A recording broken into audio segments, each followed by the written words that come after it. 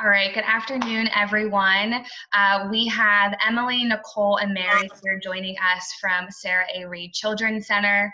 So we are very happy that they are hosting one of these sessions, and we're anxious to learn a little bit more about the Sarah A. Reed Children's Center this afternoon. So we're going to go ahead and just start off. We have some questions we're going to ask here. So do you mind just telling us a little bit about, you each can do this if you want, tell a little bit about your role at Sarah A. Reed, and what is Sarah A. Reed for someone who maybe is unfamiliar with the organization?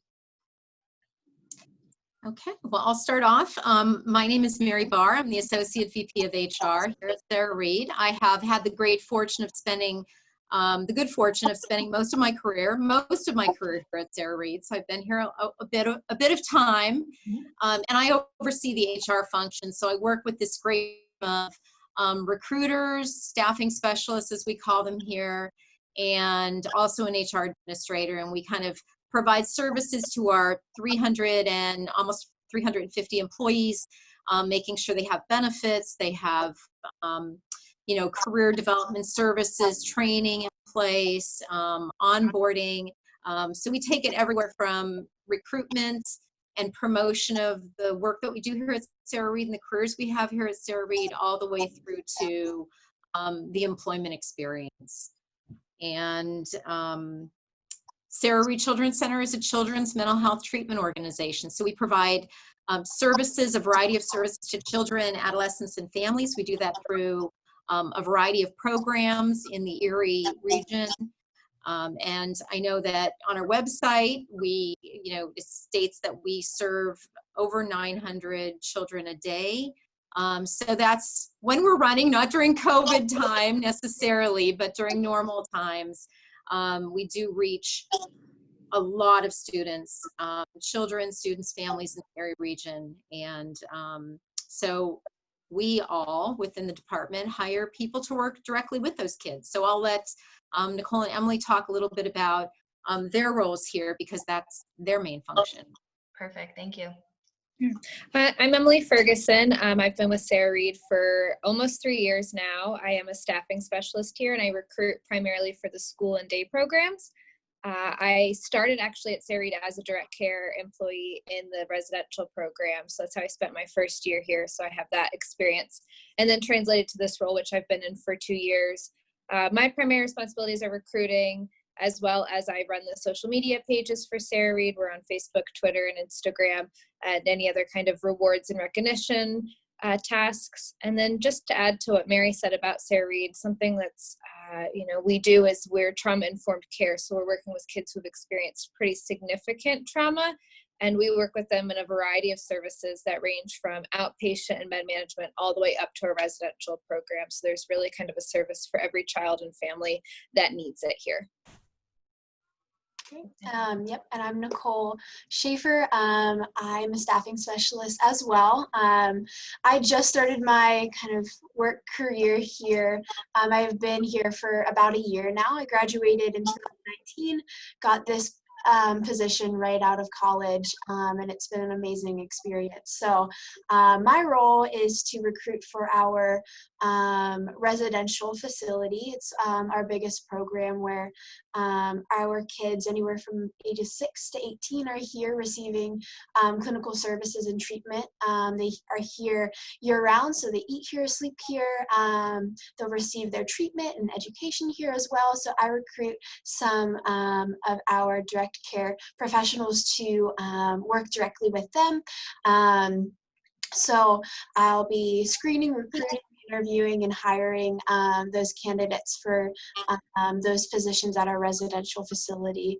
Other than that, doing employee verifications and human resource stats and reports and the likes, kind of with that. Great. Thank you all. What do you find that employees and interns like best about your organization? Emily, do you want to start this one off? Yeah, definitely. Just coming from, our interns, a lot of our interns, after they complete their time with us, either apply or just end up staying in a position, whether they're a bachelor's level intern or a master's level. They usually are trying to work in one of our programs. They've had a really nice experience with us. A lot of our employees are with us for a long time. Many of our leadership from all of our programs have been here since the beginning. They may have started in a direct care position, in an entry-level position, and have moved up. So there's a lot of room for growth, training as well. And then the internships, because that's, you know, an important part of the college experience. The students get to not only experience one program, but they may work with a number of different employees here, whether that's case managers and therapists, or they may work with direct care staff. And then they also have the opportunity to go see other programs. They get a really full experience, and it's on the job experience as well. That's fantastic. What is something that makes Sarah A. Reed Children's Center different from other organizations that are maybe offering similar services? Yeah, I can touch a little bit on that. I think something that's unique about our agency is that we follow what is called the sanctuary model at Sarah Reed. So that sanctuary model is a trauma-informed care model. Really changes the view of how we look at kids within our agency.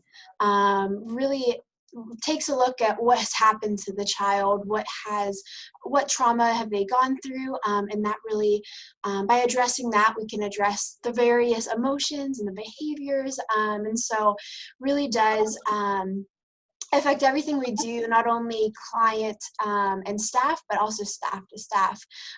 So it takes a more informed look how we interact with each other, really creates a community of support and healing at Sarah Reed for our clients. So I think because of that, we've really developed a culture of support and teamwork here, which I've never really experienced anywhere else, that our teamwork culture and environment is very strong here, because mental health can be a taxing field to be in, but if you have your coworkers and you know, your people around to support you during those times, you're able to give the best care to the clients that we work with.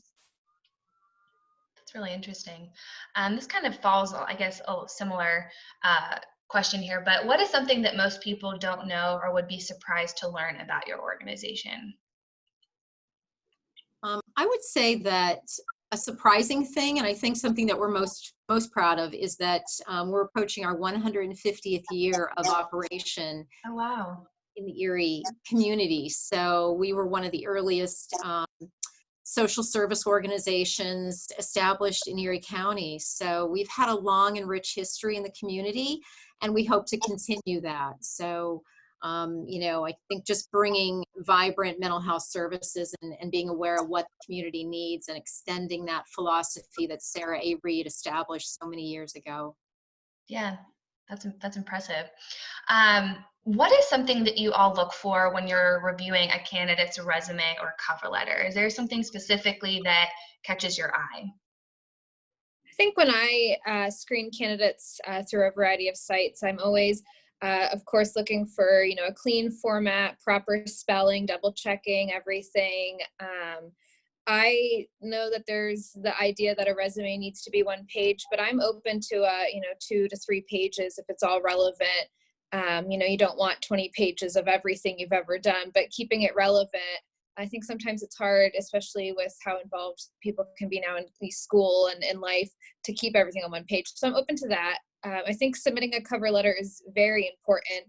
I don't think a lot of people submit a cover letter. I think that's really relevant as well. And then just highlighting your experience that's related to kids, whether that's paid experience or even internships or volunteer work. Yeah, typically I would look for a stable work history with dates. I love to see the dates of your employment, but understanding with college students that sometimes they don't have that long, stable work history. I'd love to see different involvements in clubs, any like related coursework, organizations, any like leadership position that they've been a part of, maybe any projects related to the job that you are applying for, like, say, since we're mental health, any projects that you've done based in psychology, anything like that. So even if you don't have all of the specific work experience, I'd love to see what you're doing maybe in that education role. That's really good advice. Do you have any tips for what candidates should do and maybe also not do during a job interview? I would say that one of the things that I love to see is somebody coming in prepared, just having checked us out a bit online, maybe spoken with a few people they know people who worked at Sarah Reed, trying to get as much information as they can prior to coming in for the interview, so that they do come in knowing a bit about us and are able to develop some good questions around that knowledge, so that I know they've given some thought to the meeting that we're going to be having. That's important. I think just trying to find out as much as you can, and then really getting as much as you can out of the interview by asking appropriate questions, and questions that maybe we're not prepared to respond to, that throw us off a bit, but that shows that they've given it some thought. I appreciate that. Exactly. All right. Those are good questions. We always like to ask those at Career Centers to make sure that we're sharing the right information, and those fall in line with what we're teaching students as well. So it's nice to hear that reiterated. Do you mind talking about any opportunities that are currently available for alumni, soon-to-be alumni, as well as current students? So these can be full-time, part-time, or internship opportunities with Sarah A. Reed Children's Center. Yeah, I can touch on that. So as far as internships go, we host students in a variety of different programs that we have. So whether it's a school-based program, mobile therapy in the community, or a residential program, we have some different options for our bachelor's level and master's level students. And like Emily had mentioned earlier, there's a lot of areas where you could shadow, gain experience in, as well. It's very hands-on internship, so we really pride ourselves in helping them, our interns, prepare for getting a job after graduation and things like that. So as far as internships goes, there's a lot of opportunities within that.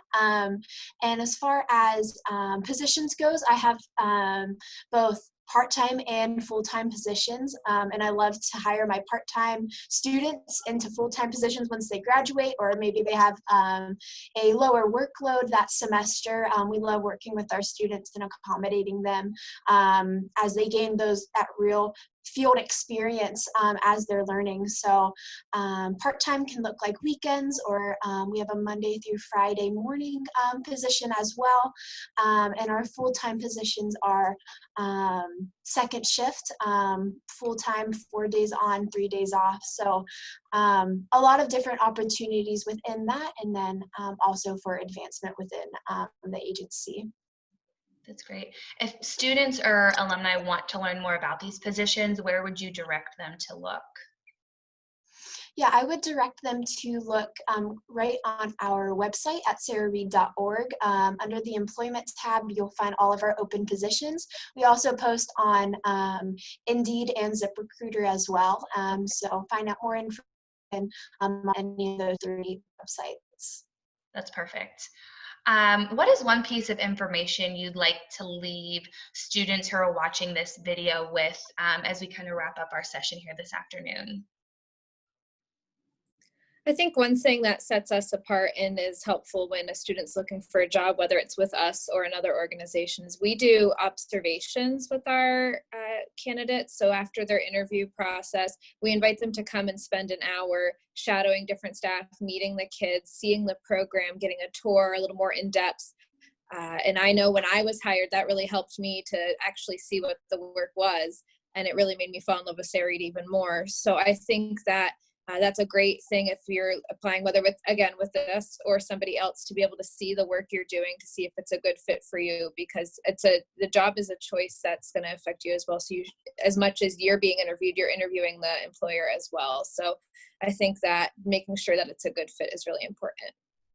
Great. I would also add that even though we are a mental health organization and predominantly drawing psychology, social work, and education majors, that if you have a passion for kids and you really feel like you have something to offer and can be a good role model for kids and help guide them, but you're a communications major or you're, you know, a music major, there is probably a spot for you here.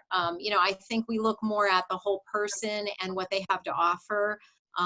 Troubled kids, kids with, you know, serious emotional and behavioral problems. So it's really more what's in your heart than necessarily the type of degree that you have. So just don't let that deter you if you really feel like you can offer something to kids. Great. All right. Well, thank you so much for being here. This was really insightful. It sounds like you all are doing really meaningful work and have some really cool opportunities for our students. So we appreciate you taking the time to talk with us. Well, thank you for having us. Yes, thank you for the opportunity. Yep. Thank you.